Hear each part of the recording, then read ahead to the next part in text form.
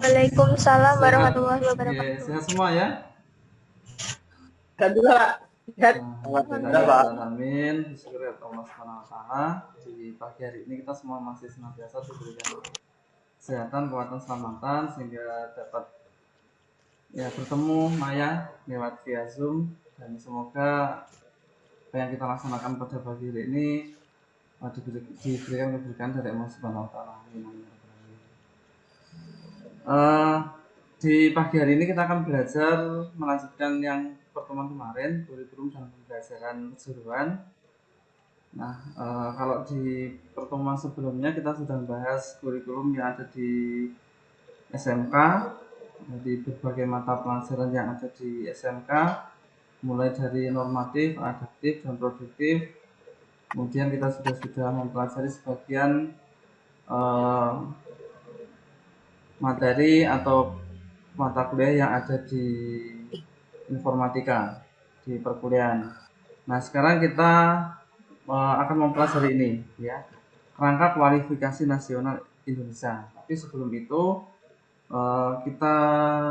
saya ada video tadi browsing ketemu video sejarah perkembangan kurikulum di Indonesia. Jadi di slide sebelumnya sebenarnya sudah ada berkaitan dengan perkembangan kurikulum yang ada di Indonesia, mulai dari kemerdekaan 45 sampai dengan sekarang 2016 yang dipakai masih kurikulum 13 yang revisi. Sudah pernah lihat ini video ini? Ini kelihatan ya? Belum, Pak. Iya. Kelihatan ya? Iya. Kalau suaranya saya play ini kedengeran nggak? Dicoba, Pak. Coba aja nggak apa-apa. Assalamualaikum warahmatullahi wabarakatuh. Ini Kali ini kedengeran nggak? kita akan Suaranya kedengeran nggak? Enggak, Pak. Nggak kedengeran. Pak. membahas tentang sejarah perkembangan Kedengeran tapi kurikulum kecil. di Indonesia. Kemresek, Pak. Sejarah perkembangan kurikulum di Seperti Indonesia. radio. Sejak 1945, kurikulum pendidikan nasional mengalami perubahan. Nah, perkembangan kurikulum itu dimulai dari kemerdekaan. Jadi kemerdekaan kan 1945. Nah, setelah itu 1947 itu sudah pemerintah sudah memikirkan bagaimana berkaitan dengan pendidikan yang ada di Indonesia. Namanya rencana pelajaran. Pertama dimulai kurikulum pada tahun 1947 disebut rencana pelajaran.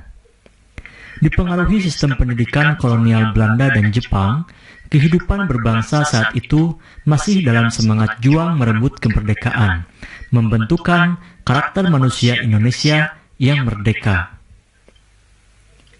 Kedua, kurikulum 1952 disebut rencana pelajaran terurai.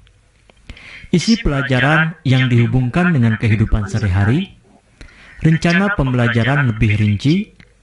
Pada tahun 1952 diberi nama rencana pelajaran terurai. Mata pelajaran meliputi moral, kecerdasan, emosional, keprigelan, jasmania. Kurikulum 1964 disebut rencana pendidikan. Ciri dari kurikulum ini adalah pemerintah mempunyai keinginan agar rakyat mendapat pengetahuan akademik untuk pembekalan pada jenjang sekolah dasar, sehingga pembelajaran dipusatkan pada program Pancawardhana yang meliputi pengembangan daya cipta, rasa, karsa, karya, dan moral. Kurikulum 1968 merupakan pembaharuan dari kurikulum 1964, yaitu dilakukannya perubahan struktur kurikulum pendidikan dari Pancawardhana menjadi pembinaan jiwa Pancasila, pengetahuan dasar, dan kecakapan khusus. Isi pendidikan diarahkan pada kegiatan mempertinggi kecerdasan dan keterampilan, serta mengembangkan fisik yang sehat dan kuat. Kurikulum 1968 Jumlah mata pelajaran terdiri dari: pertama, pembinaan jiwa Pancasila meliputi pendidikan agama, pendidikan kewarganegaraan, bahasa Indonesia, bahasa daerah, pendidikan olahraga. Kedua, pengembangan pengetahuan dasar meliputi berhitung, IPA, pendidikan kesenian, pendidikan kesejahteraan keluarga. Ketiga, pembinaan kecakapan khusus, yaitu pendidikan kejuruan. Ini beda video tapi lengkap. Kisah yang inspiratif ya Dias ya. Ya pemirsa, sejarah kurikulum pendidikan di Indonesia kerap berubah setiap ada pergantian Menteri Pendidikan. Hal tersebut membuat mutu pendidikan Indonesia hingga kini belum memenuhi standar mutu yang jelas dan mantap. Dan berikut perjalanan kurikulum pendidikan di tanah air sejak masa kemerdekaan hingga saat ini. Dalam perjalanan sejarah sejak tahun 1945, kurikulum pendidikan nasional telah mengalami perubahan sebanyak 10 kali. Perubahan tersebut merupakan konsekuensi logis dari terjadinya perubahan sistem politik, sosial budaya, ekonomi, serta ilmu pengetahuan dan teknologi dalam masyarakat. Nah, seperti itu ya, yang mempengaruhi perkembangan dari kurikulum itu ya, pertama yang jelas politik, karena biasanya beda pemangku kepentingan, kayak biasanya kayak pilkada, terus kemudian pokoknya intinya beda presiden dan kabinet menterinya itu kurikulumnya berbeda. Selain itu biasanya yang mempengaruhi itu ya perkembangan ekonomi, iptek itu. Teknologi juga mempengaruhi dari perkembangan kurikulum. Kurikulum sebagai seperangkat rencana pendidikan perlu dikembangkan secara dinamis sesuai dengan tuntutan dan perubahan yang terjadi. Tercatat, kurikulum di dunia pendidikan Indonesia sudah mengalami perubahan sejak tahun 1947. Perubahan itu terus terjadi hingga saat ini. Kurikulum sebagai standar kompetensi lulusan dirancang berdasarkan landasan yang sama, yaitu Pancasila dan Undang-Undang Dasar 1945. Perbedaannya adalah pada penekanan pokok dari tujuan pendidikan serta pendekatan dalam merealisasikannya. Awal kurikulum terbentuk pada tahun 1947 diberi nama Rencana Pembelajaran 1947. Kurikulum ini pada saat itu meneruskan kurikulum yang sudah digunakan oleh Belanda karena pada saat itu masih dalam proses perjuangan merebut kemerdekaan. Yang menjadi ciri utama kurikulum ini adalah lebih menekankan pada pembentukan karakter manusia yang berdaulat dan sejajar dengan bangsa lain. Kurikulum ini kemudian disempurnakan kembali di tahun 1952 dengan lebih merinci setiap mata pelajaran yang disebut Rencana Pelajaran Terurai 1952. Di penghujung era Presiden Soekarno muncul Rencana Pendidikan 1964 atau Kurikulum 1964.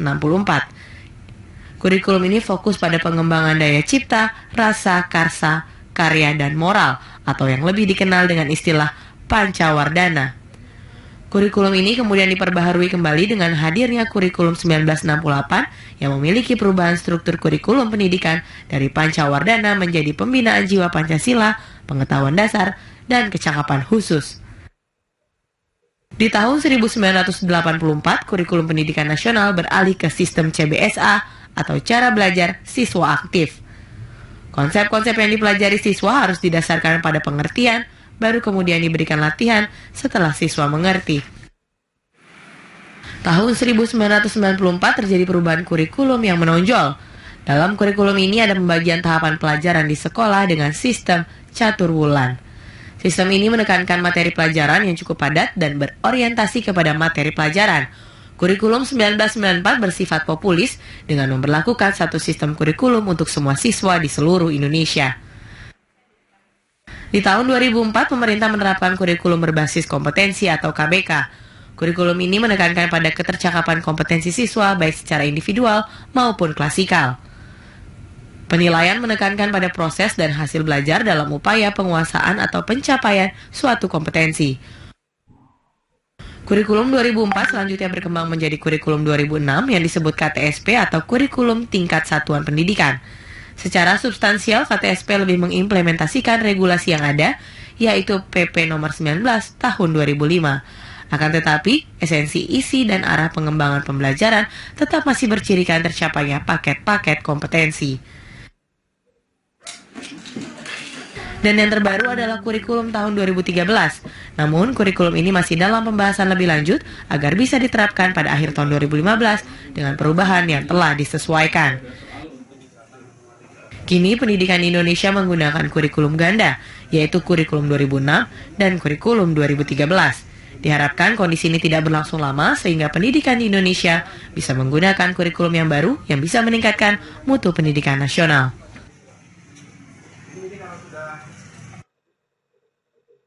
Kisah yang inspiratif ya Dias ya.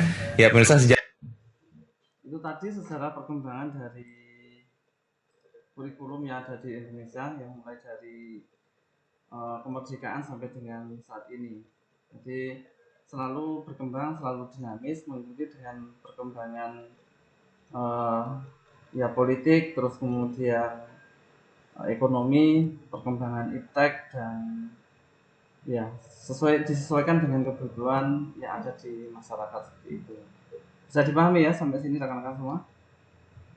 Nah itu kalau di biasanya kurikulum yang ada di sekolah wajib itu kan 9 tahun. Nah, sekarang kan 12 tahun ya. 12 tahun ya. Kelas SD 6 tahun, terus kemudian SMP 3 tahun, SMA 3 tahun. Itu. Bisa didengar suara saya? Kan? Bisa Pak, sakit. Oke, terima kasih. Nah, kalau di perkuliahan ya, kalau di perguruan tinggi saat ini ya, sebelumnya itu KBK, kurikulum berbasis kompetensi. Nah, sekarang itu kurikulumnya sudah berganti menjadi KKNI. KKN itu namanya Kerangka Kualifikasi Nasional Indonesia. Nah, ini lebih diarahkan ke keterampilan itu ya, keterampilan atau sesuai dengan kualifikasi ijazah yang kita miliki itu akan diterapkan di mana. Nah, kita lihat slide-nya seperti ini. Kerangka Kualifikasi Nasional Indonesia atau KKNI. Nah, di program studi informatika ya, ilmu komputer nanti kita lihat capaiannya. Kerangka kualifikasi, instrumen untuk menentukan jenjang kualifikasi berdasarkan deskripsi capaian pembelajaran. Nah, ini merupakan alat untuk memetakan keahlian dan karir seseorang. Terus kemudian alat untuk mengembangkan kurikulum pendidikan. Terus kemudian selanjutnya pernyataan tentang apa yang diketahui, difahami, dan dapat dikerjakan oleh seseorang yang telah menyelesaikan proses belajar. Jadi alat untuk memetakan kalau misalnya saat ini lulusannya SMA itu biasanya arah kerjanya kemana? Arahnya menjadi teknisi atau menjadi ahli kayak gitu. Nanti ada grafiknya. Kerangka kualifikasi menjadi acuan standar untuk menjamin tingkat kualifikasi yang setara dan diharapkan dapat memiliki kompetensi yang sesuai pada setiap level. Nah, levelnya seperti ini rekan-rekan. Kalau SMP, SMA D1 sampai dengan D1. Kalau di lingkup dunia kerja yang berbasisnya itu perusahaan, itu bisanya masuknya ke operator. Ya SMP, SMA itu kan biasanya kalau misalnya di perusahaan atau mungkin di kantor, di instansi dan sebagainya, ini dia masuknya kategorinya operator. Nah, sedangkan masuk di D2, D3, S1 itu dia teknisi. Teknisi itu kalau istilahnya komputer ya bisa ya menjadi teknisi kayak gitu, bisa memperbaiki sesuatu, terus kemudian bisa menganalisis permasalahan dan sebagainya. Nah, kalau ranahnya ini ya SP itu spesialis ya, SP itu spesialis, kemudian S2, S3 itu ranahnya ke ahli. Ini lebih arahnya lebih ke penelitian gitu levelnya.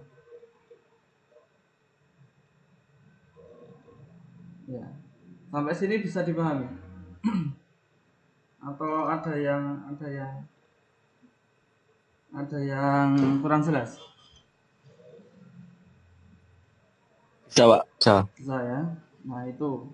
Jadi Lanjut, Pak. kalau nanti rekan-rekan lulusan S1 di pendidikan informatika ya, nanti sebagai teknisi di bagian komputer, di bagian kalau kantor ya teknisi kantor kayak gitu. Kalau operatornya tentunya levelnya kalau seorang teknisi itu bisa menjadi operator kayak gitu. Sama halnya kalau ahli itu pasti dia sudah melewati level teknisi dan operator kayak gitu. Nah, kalau teknisi kan tentu saja kalau misalnya dimintai untuk menjadi operator kan bisa. Nah, pemetaannya seperti ini, jenjang kualifikasi KKNI, kerangka penjenjangan kualifikasi kerja, menyandingkan, menyetarakan dan mengintegrasikan sektor pendidikan, ya pendidikan dan pelatihan ini sama halnya ranahnya pendidikan sama pelatihan itu juga sama. Serta pengalaman kerja dalam pemberian pengukuran kompetensi kerja sesuai dengan jabatan kerja di berbagai sektor. Nah, kalau di dunia sertifikasi profesi itu biasanya ada sertifikat. Kalau di dunia pendidikan itu diakuinya dengan ijazah. Kalau sertifikat itu ada masa berlakunya, ya, berlakunya.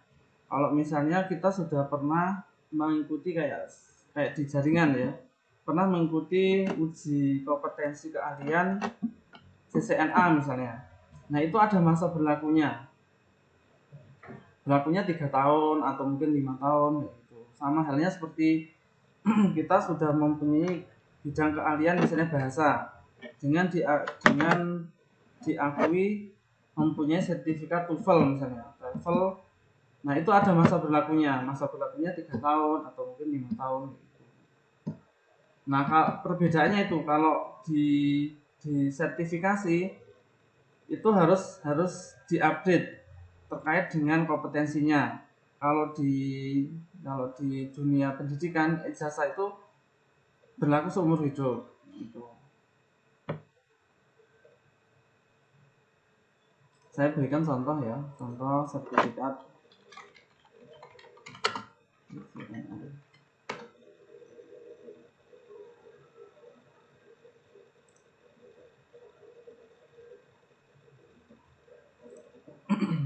Nah, contohnya kayak gini. Ini sertifikat yang digunakan untuk jaringan komputer sebagai teknisi jaringan komputer.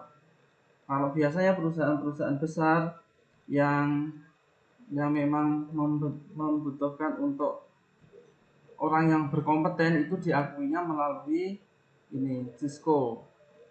Biasanya ya CCNA atau MTCNA. Nah, ini kalau CCNA, kalau di jaringan ini yang saya ketahui, CCNA itu lebih ke praktisinya, lebih ke sebagai teknisinya kayak gitu. Kalau MTCNA itu lebih ke mentor, kayak seperti nanti bisa menjadi pembicara, bisa menjadi praktisi di bidang jaringan itu. Dan ini biasanya MTCNA atau CCNA ini diakui oleh Mikrotik kayak gitu, dikeluarkan oleh Mikrotik. Mas Frika dulu TKC ya?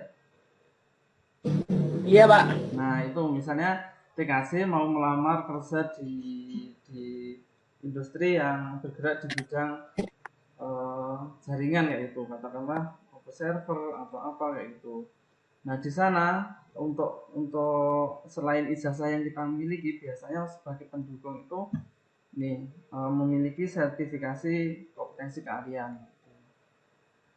Mahal ya, Pak. Dapatkannya Mikrotik, CCM, TCNA. Biasanya ya ada paket-paketnya sih, tapi ya biasanya Iya. mahal 5 juta enggak ke atas kayak gitu.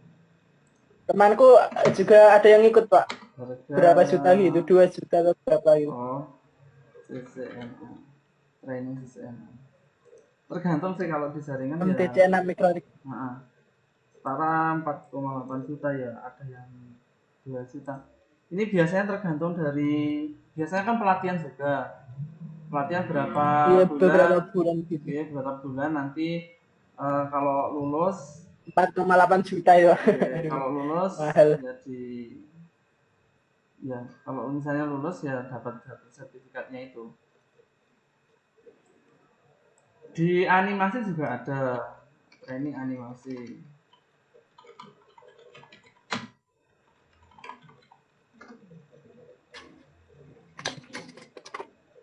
Sertifikat.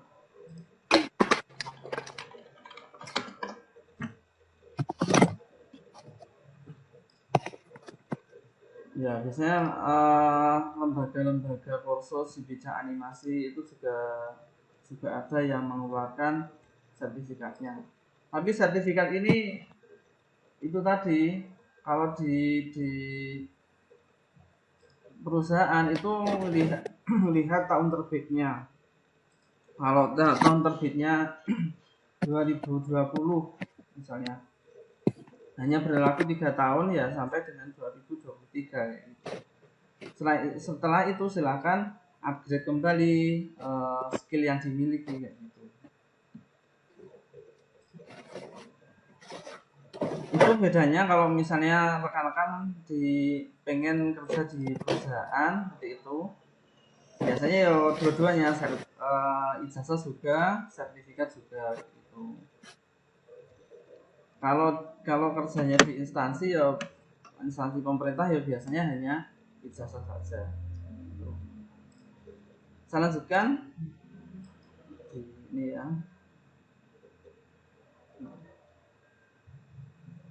Terus kemudian ini perwujudan mutu dan jati diri bangsa Indonesia terkait dengan sistem pendidikan dan pelatihan serta program peningkatan SDM. Ya ini sesuai dengan levelnya tadi ya, levelnya sampai dengan level 9. Ranahnya ya ini operator, teknisi dan ahli sampai dengan 9. Nah, kalau di Kemendikbud, Kementerian Pendidikan dan Kebudayaan itu ranahnya adalah pengembangan keilmuan, pengetahuan, keterampilan nih, institusi pendidikan. Kemudian nanti ditambahkan dengan ini asosiasi profesi pengembangan individu dan karir.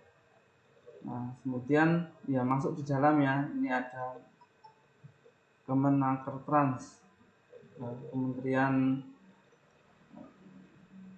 Tenaga Kerja dan Transmigrasi. Nggak terasa waktu kita tinggal 10 menit, nanti kita lanjutkan lagi deh ya. Kalau misalnya setelah ini terputus, nanti saya buatkan Zoom meeting lagi, silakan rekan-rekan gabung ya. Oke, selanjutnya ini konsep pendidikan yang ada di informatika. Mengikuti perkembangan teknologi dari kurikulum 2012 diperbarui minimal setiap 4 tahun. Terus kemudian mempertimbangkan perkembangan kebutuhan tenaga kerja di bidang IT saat ini dan masa depan. Mempertimbangkan pengetahuan dan keterampilan yaitu hard skill dan soft skill yang harus dikuasai oleh mahasiswa atau lulusan. Mempertimbangkan sumber daya dan potensi yang ada. Mengacu pada standar nasional pendidikan tinggi. Kalau di ranahnya, kalau di perguruan tinggi itu dikti. Terus kemudian kalau di sekolah wajib SMP, SMA, dan SD itu biasanya Kemendikbud. Nah, dan KKNI mengacu pada pedoman penyusunan kurikulum ya, ACM yang kemarin disampaikan dan Aptikom.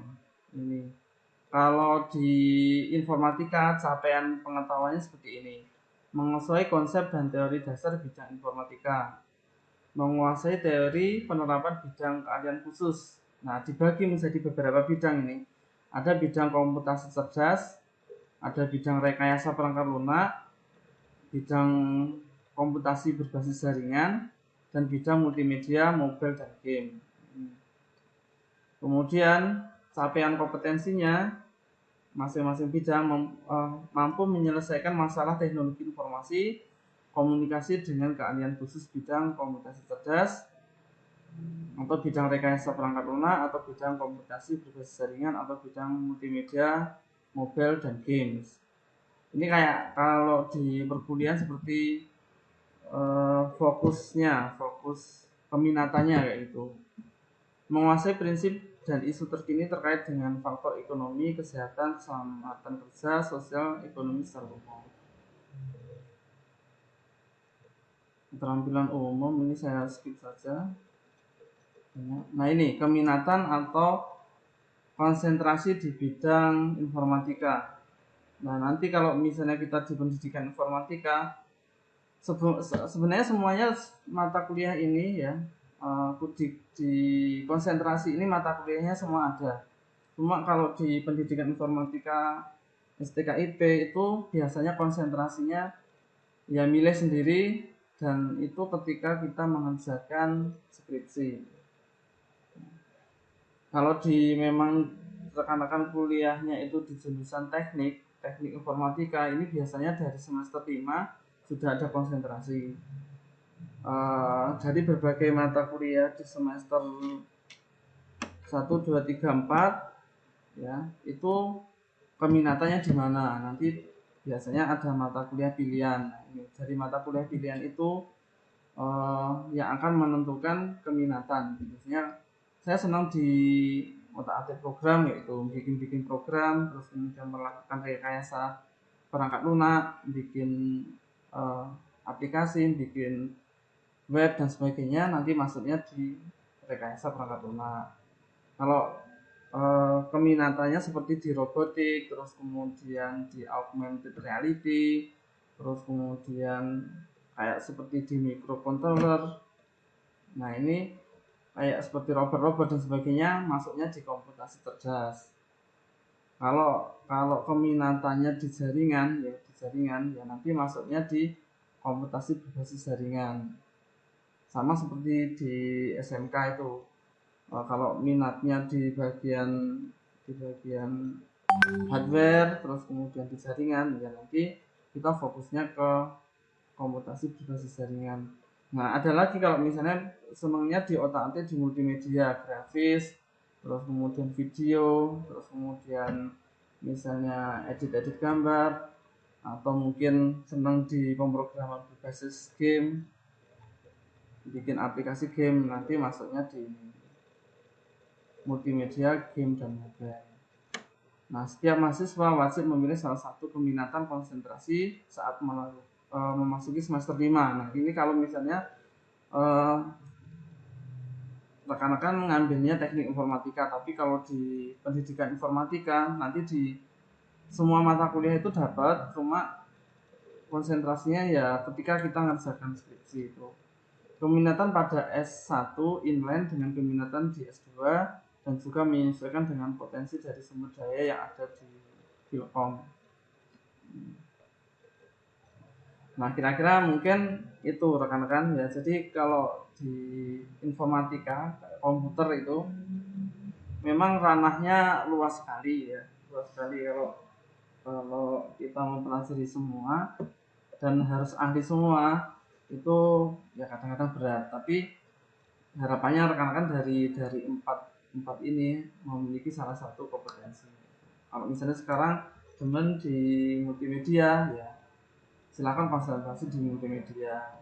Kalau semuanya di rekayasa perangkat lunak ya nanti mempelajari itu rekayasa perangkat lunak. Nah, sebenarnya dari sini, dari beberapa keminatan ini, rekan-rekan bisa mempelajari lebih dalam ya melalui berbagai sumber. Saya senang banget, penasaran kalau misalnya bikin program itu prosesnya bagaimana. Ya nanti rekan-rekan browsing berkaitan dengan pemrograman, terus kemudian otak-atik program. Nah, dari sana nanti kita menjadi seorang ahli.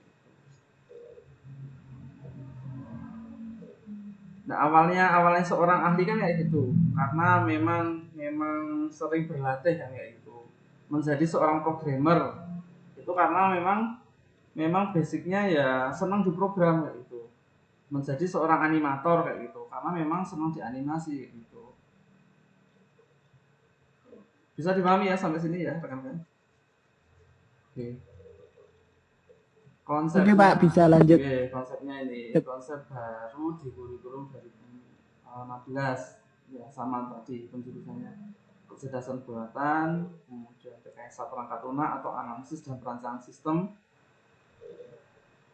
terus kemudian ada jaringan, keamanan informasi, multimedia, pemrograman. Nah ini ya, kalau informatika itu fokusnya di ini. Kalau sistem informasi kan ada tuh sistem informasi, fokusnya lebih ke manajemen informasi.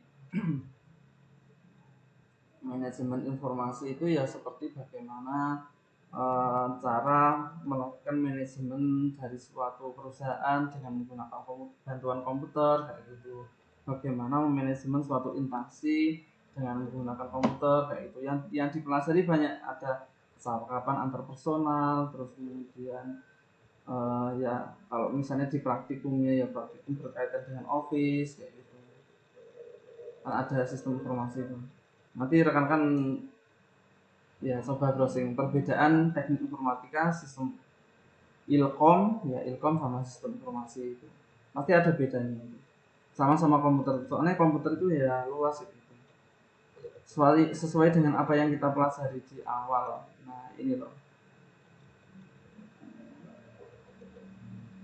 Nah ini loh ya, yang dipelajari itu nggak hanya software, nggak hanya hardware saja, tapi sekarang itu sudah berkembang.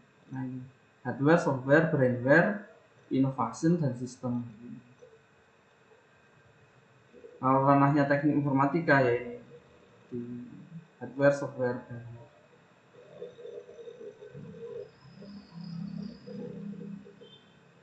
Ada beberapa mata kuliah ya ini ya, sama mata kuliahnya wajib dan mata kuliah wajib fakultas seperti ini. Ini kemarin sudah disampaikan beberapa mata kuliah ini. Kalau wajib itu biasanya ya sama di berbagai jurusan, di berbagai keminatan itu ada. Pendidikan agama, bahasa Indonesia, bahasa Inggris, kewirausahaan, Pancasila. Ini karena wajib nasional. Tujuannya tujuan untuk nasional. Wajib fakultas ya ini. Karena fakultas kalau kita kan informatika ya ini. Pemrograman dasar, matematika, arsitektur, organisasi.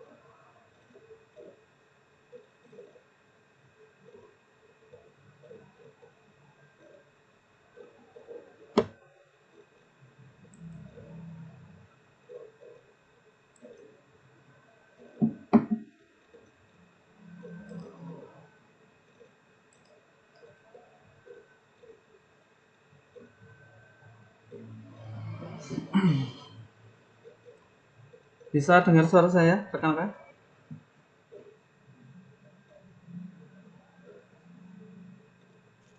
Bisa, Pak. Oh ya. Oke, saya lanjutkan sambil rekan yang lain biar gabung ya. Nah, tadi ini beberapa mata kuliah yang ada di studi informatika atau ilmu komputer.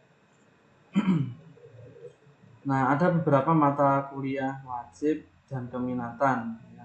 Kalau wajib, MK wajib ini seperti ya, wajib di bidang informatikanya. Ada kajiannya adalah ini bahasa Inggrisnya. Kalau dilihat di mata kuliahnya ini ada sistem digital, pengantar ilmu komputer, dan AOK itu apa ya? Ya nanti kita cari tahu di belakang. Ada matematika komputasi, terus kemudian matematika komputasi lanjut, ada statistik dan seterusnya. Pemrograman, terus kemudian ini. Nah, biasanya dari berbagai mata kuliah itu nanti dibagi dalam beberapa semester. Ambilnya semester 1, 2, 3 sampai dengan semester 8. Kalau di teknik itu biasanya ya semester 5 itu keminatan. Karena ada mata kuliah pilihan itu biasanya. Di rekan-rekan sendiri pendidikan informatika itu sebenarnya juga ada mata kuliah pilihan. Tapi untuk mata kuliah pilihan itu mewajibkan beberapa mahasiswa minimal 6 mahasiswa. Nah, katakanlah kalau di informatika nanti ada mahasiswanya sejumlah pendidikan informatika semester 3 itu mahasiswanya ada misalnya 15, nanti ada 2 mata kuliah pilihan, terus kemudian semuanya pengen diikuti, berarti ya minimal bisa terlaksana itu 6 mahasiswa gitu. Misalnya ada mata kuliah biasanya pengolahan citra digital atau kalau RPL sih wajib.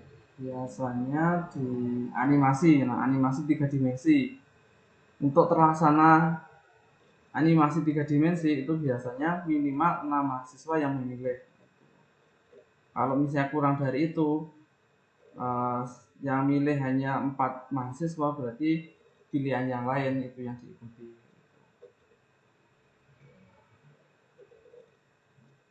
Ini ada keminatan ya, keminatan ada RPL, rekayasa perangkat lunak, berarti berkaitan dengan rekayasa perangkat lunak. Mata kuliahnya seperti basis data, terus kemudian manajemen proyek perangkat lunak, berkaitan dengan perancangan perangkat lunak dan sebagainya. Kalau kecerdasan buatan ya ini seperti citra digital, terus kemudian logika fuzzy, kemudian ada sistem pakar dan sebagainya. Berkaitan dengan algoritma, data mining. Kalau komputer jaringan, ya berbasis jaringan ya, komputer berbasis jaringan ya, keminatannya jaringan seperti administrasi server, terus kemudian administrasi jaringan, jaringan multimedia, jaringan nirkabel, forensik digital, kriptografi dan sebagainya. Berkaitan dengan keamanan di jaringan.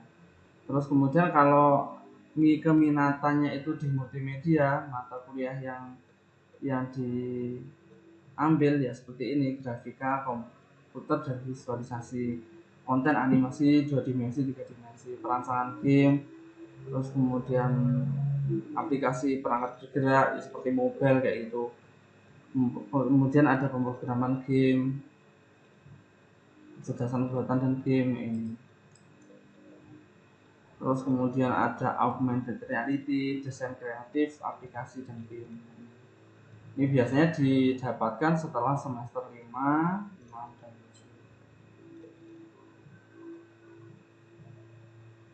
7. Ini mata kuliah untuk yang keminatan ya. Ada rekayasa perangkat lunak, kecerdasan buatan, kemudian jaringan, kemudian multimedia, game dan mobile. Kalau mata kuliah non keminatan ya ini seperti tambahan. Kalau di teknik informatika itu ada seperti program magang, ada seperti kerja praktek atau PKL. Biasanya dilaksanakan selama 2 bulan. Sama seperti di SMK, praktek kerja lapangan itu dilaksanakan kalau di SMK biasanya selama 3-6 bulan. Kalau di perkuliahan selama 2 bulan, seperti magang itu keminatan, sesuai dengan keminatan. Entrepreneurship ya, internship semester 7 atau 8, terus kemudian induksi riset. Nah ini kalau di bedanya, kalau di S1 memang ada riset. Riset itu seperti kayak kita melakukan penelitian atau menyusun skripsi itu. Ada beberapa permasalahan yang harus kita selesaikan dengan beberapa mata kuliah yang kita sudah dapat. Misalnya ada permasalahan di suatu instansi atau di perusahaan gitu. Misalnya permasalahannya adalah di manajemen keuangan atau mungkin manajemen pembelian atau mungkin terkait dengan promosi kayak itu misalnya. Nah, kita bisa mencari solusi ya, riset, kita melakukan riset, penelitian. Nah, kita carikan yang terbaik misalnya dengan kita buatkan sistem informasi misalnya di kasir atau mungkin nanti sistem informasi untuk penjualan sebagainya. Tuh, melakukan riset. Kemudian ada kewirausahaan teknologi informasi, fokus pengembangan proyek IT yang berorientasi pasar dan ini dapat dijadikan skripsi juga. Ulah manajemen industri di bidang IT, kemudian ada kapasitas data. Mata kuliah yang membahas topik-topik terkini di bidang IT, konten dapat berubah sesuai dengan perkembangan. Itu kalau kita di pendidikan informatika ya programnya magang itu diganti dengan KKN, kuliah kerja nyata, PPL ya, praktek pengalaman lapangan itu latihan ngajar. PPL 1 biasanya kita latihan ngajar di rekan kita sendiri. Kalau di semester 7 8 ya, Mbak. Sebentar ya, ada yang perluan. Iya, Pak. Halo, Pak.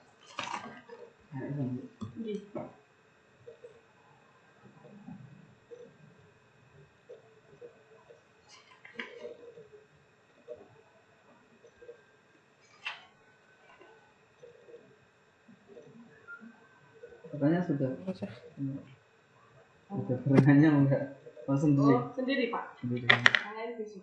Sendiri. Ya. Ya sama-sama. Yes. Nah, lanjut ini ya. Kalau di kita di pendidikan informatika ya itu KKN, PPL dan KKN untuk program.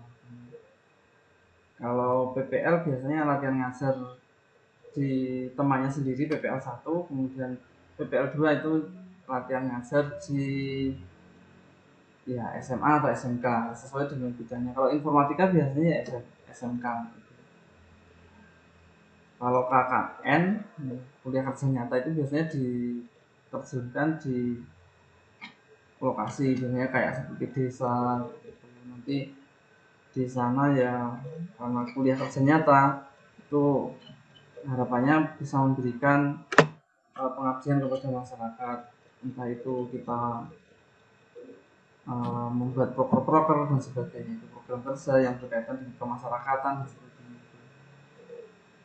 Ada gambaran dari sini, ada yang perlu ditanyakan? Biasanya kalau internship ini kok gimana Pak? Ini toh internship yang ini toh, yang teknik toh, itu kayak magang gitu. Kalau kita ada nggak Pak kayak gitu?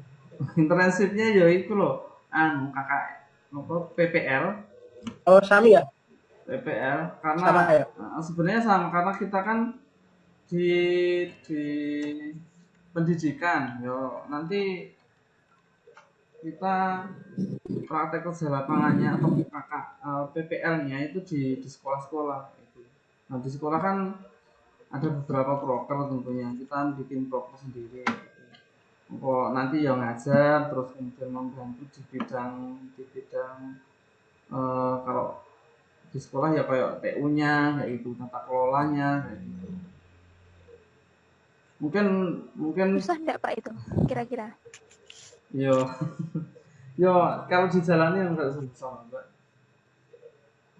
Saya kira di Mungkin rekan-rekan gitu, dulu internship pernah SMA-nya atau mungkin SMK-nya itu pernah di sekolahnya ada anak yang melakukan PPL itu kan, pernah kan? PPL. ada Pak. Iya, Dari PPL. informatika juga Pernah, ada. Pak. Nah itu biasanya yo latihan Ya ngajar. kayak mengajar gitu, tapi kalau untuk informatika sih belum jumpai. Oh, belum pernah toh. Ya mungkin kalau rekan-rekan dulu karena jurusan informatika kan baru ya. Ya generasi penerusnya ya rekan-rekan semua ini nanti masuk semester 7, semester 8 nanti ada PPL. Iya Pak. Ya semuanya diikuti saja lah. Nanti dari kurikulum kan nanti kita berlatih ada beberapa mata pelajaran, terus kemudian bagaimana kita membuat RPP ya, terus kemudian nanti ada micro teaching, kita latihan ngajar, nanti baru kita ke sekolah itu.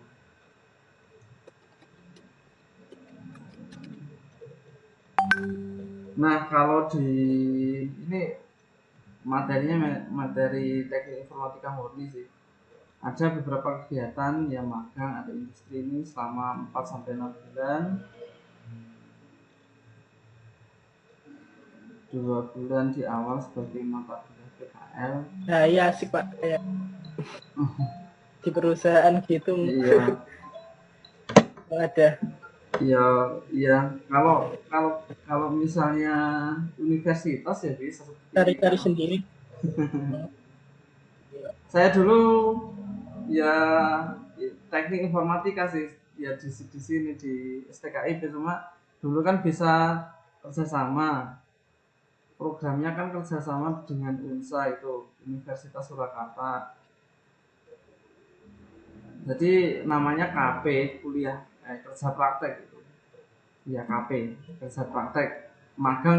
Saya magangnya di Dinas Pariwisata, terus kemudian ya membantu di Mantep. sana kayak itu, membantu di sana bikin apa yang sesuai dengan bidang kita. Kalau dulu saya demen di animasi kayak itu, bikin bikin seperti ya kayak aplikasi untuk pengenalan wisata sejarah itu.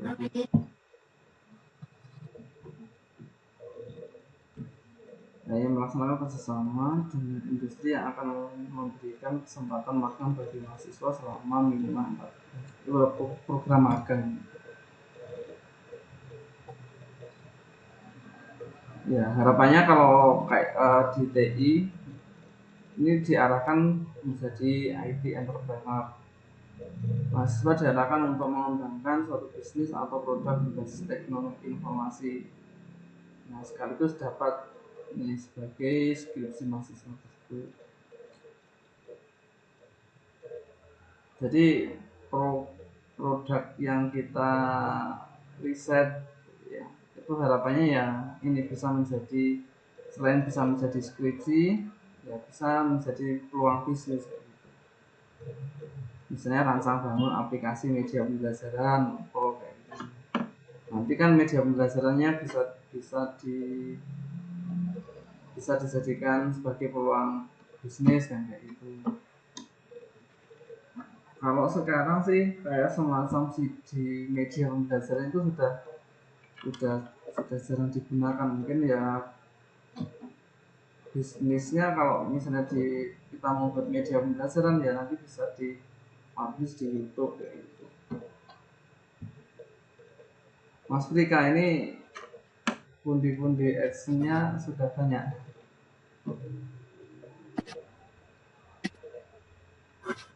Sudah menghasilkan. Sudah Mas. Cuman Pak, bilangin Pak. Ayo. Pundi-pundi AdSense. Tadi minum. Apa ya? YouTube-mu ini loh. Anomali Picture itu sudah. Belum Pak. Oh belum. Belum memenuhi. Safiul mungkin Pak yang sudah. Sudah cair. 2 tahun di YouTube. Sudah cair belum? Dapat kok.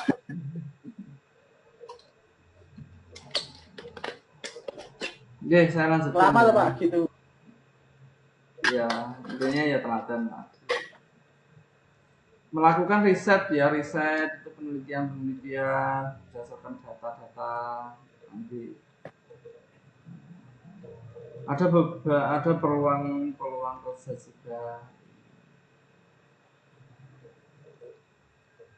Peluang kerjanya ya sesuai dengan bidang kita. Kalau kita pengennya di pemrograman, kita pengen jadi seorang programmer lah itu, nanti meniti karir lah. Semua kan nggak langsung ke atas kan, pasti dimulai dari kita berlatih. Iya, berlatih dari bawah dulu, kita belajar, nanti telaten bisa membuat aplikasi sederhana, nanti dengan motivasi itu bisa terus belajar, terus berkarya gitu. Sehingga kalau misalnya ada peluang kerja yang itu ya sekiranya menghasilkan ya bisa dimasukin. Sama seperti di animasi, kalau misalnya ada yang senang di animasi, contohnya kayak gini, ada rekrutmen MSP Picture menjadi seorang rigger atau mungkin 3D modeler.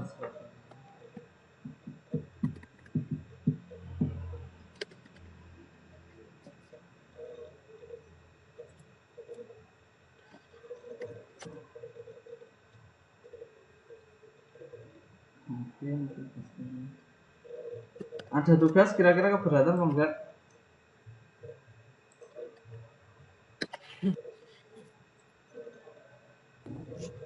Apa Pak tugasnya? Tugasnya ini. Mana Pak? Halo.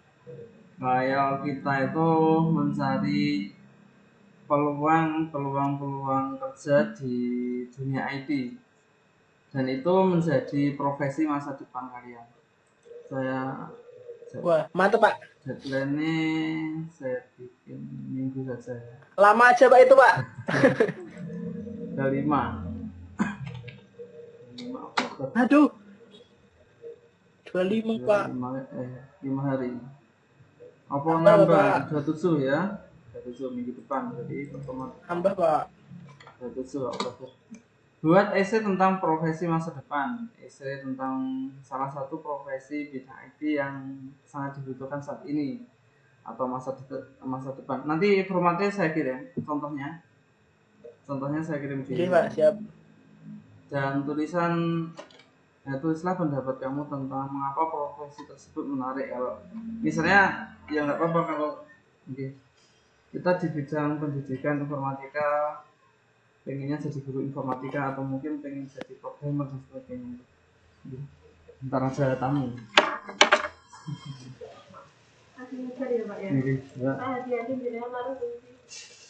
Oh di iya sama. Oh, iya, makasih Mbak. Iya.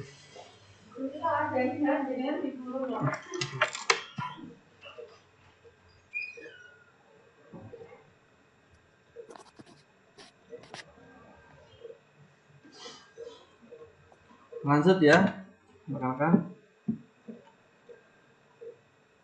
Halo, bisa dengar?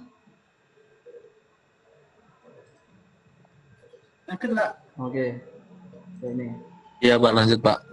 profesi masa depan kayak gini, kalau kayak cita-cita itu loh ya, kayak saya pengen jadi animator kayak gitu. Mengapa profesi tersebut menarik? Itu alasannya karena saat ini banyak peluang bisnis di bidang animasi kayak gitu misalnya.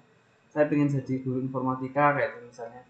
Karena saat ini ya jurusan informatika mulai dari RPL dan seterusnya banyak peluangnya kayak itu.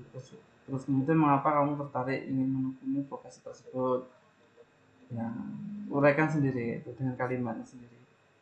Kompetensi apa yang dibutuhkan dari profesi tersebut, itu hal-hal apa saja yang perlu kalian pelajari ya. Kompetensi itu kemampuan apa saja yang kalian butuhkan untuk profesi tersebut. Kalau misalnya seperti animator kayak gitu, profesinya apa saja ya, saya harus mampu misalnya mampu mengoperasikan misalnya minimal softwarenya kayak seperti 3D Max atau Blender atau mungkin Flash dan sebagainya gitu contohnya. Saya harus mampu menguasai misalnya prinsip-prinsip animasi kayak itu misalnya.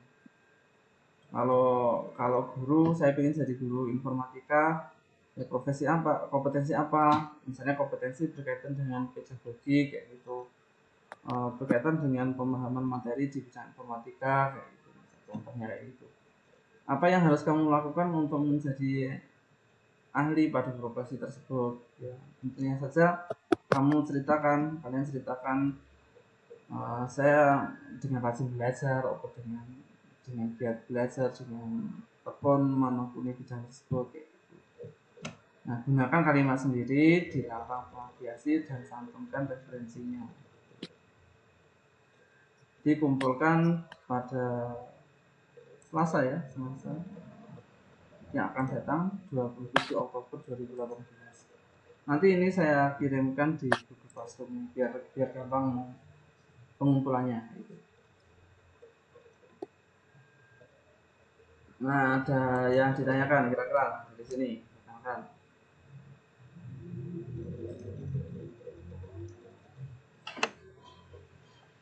Cukup paham kayaknya, Pak.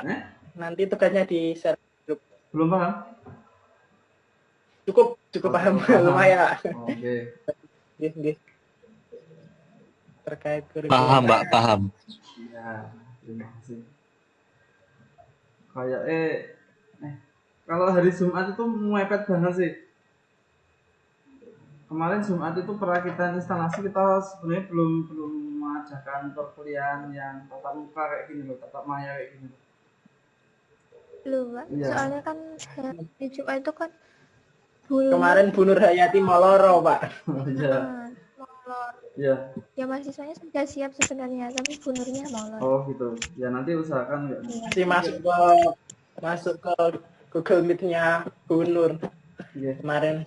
Ya kemarin karena dari Mbak Tia Sugeng Abari 11 kurang 10 baru Iya. Baru bisa padahal setengah 12 sudah selesai. Untuk Jadi, Pak, untuk perakitan instalasi hari Jumat saja ya, hari Jumat saja. Nah, nanti waktunya ya kalau menentukan ya sekitar jam 10 atau mungkin 10.15 itu sudah kita mulai. Oke, itu ya. Ada yang ditanyakan dari pertemuan kita hari ini? Cukup, Pak. Ya, cukup ya. Insya Allah Ini sudah paham. berkaitan dengan informatika itu seperti itu, kurikulumnya.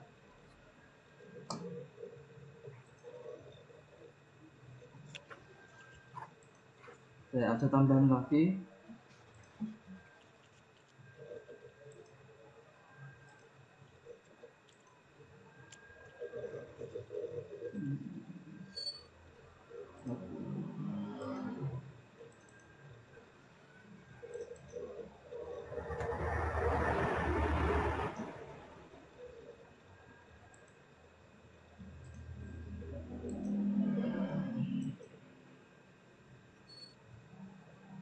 Saya tambahkan sedikit ya, karena waktunya masih tidak lama.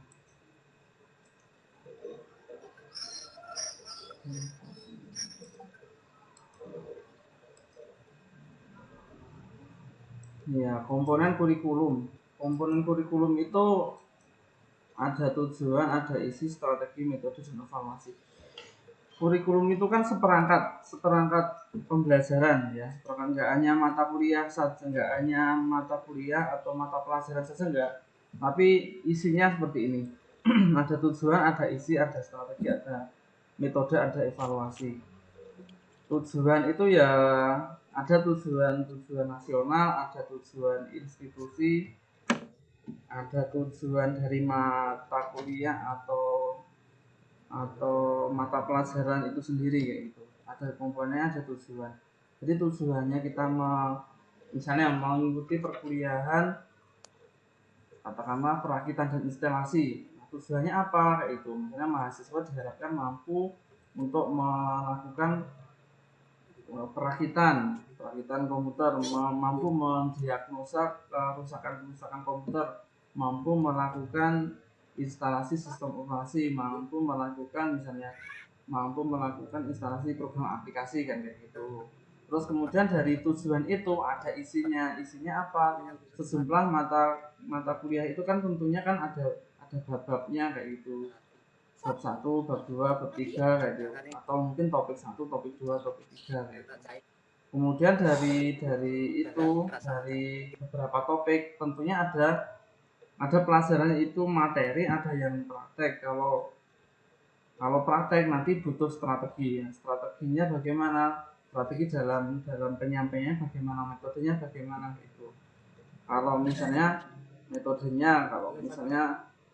ya nanti kita pelajari ada program based learning, ada project based learning ya gitu. Metodenya bagaimana, ceramah atau praktikum atau mungkin metode yang lain. Nah, setelah itu baru kegiatannya, setelah ada tujuan, ada isi, ada strategi atau metode, ini sudah mencakup pembelajaran di kelas, baru kita nanti mengadakan evaluasi. Evaluasi itu seperti ulangan kayak gitu loh. Nanti ada ujian, ya ujiannya berkaitan dengan ujian praktikum, ujian kalau misalnya berkaitan dengan materi, ya ujiannya ujian tulis kayak gitu. Bentuk evaluasinya bagaimana? Bentuk evaluasinya ya bisa pilihan ganda, terus kemudian bisa uraian, atau mungkin bisa membuat portofolio, membuat project dan sebagainya. Nah, komponennya itu ya. Komponen dari kurikulum itu mencakup tujuan, terus kemudian ada materi, ada metode, kemudian ada evaluasi. Ini kita lanjutkan minggu depan saja ya. Kayaknya sudah Siapa? Baik, dari sini ada yang ditanyakan rekan-rekan? Oh, Pak, insya Allah sudah paham. Oke. Baik, kalau tidak ada yang ditanyakan, kita akhiri ya untuk perkuliahan kita di pagi hari ini. Semoga apa yang kita laksanakan pada pagi ini dapat bermanfaat dan mohon maaf apabila banyak Amin. kekurangan. Sekian dulu, selamat melanjutkan aktivitas kembali rekan semua. Selamat belajar, jaga kesehatan, dan akhir kata billahi taufiq hidayah. Assalamualaikum warahmatullahi wabarakatuh. Waalaikumsalam warahmatullahi wabarakatuh. Terima kasih.